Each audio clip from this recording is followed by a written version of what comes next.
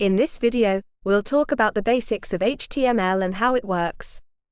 HTML stands for Hypertext Markup Language. It's the standard markup language used to create web pages. HTML uses elements to define the structure and content of a web page. These elements are represented by tags, enclosed in angle brackets. For example, the less than head greater than tag is used to contain information about the page, while the less than body greater than tag contains the main content.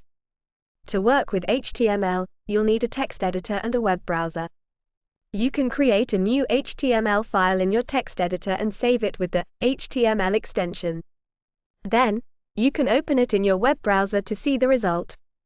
You can use HTML to create a wide variety of web content, from simple text to multimedia elements like images and videos. So that's a quick introduction to HTML and how it works. Thanks for watching.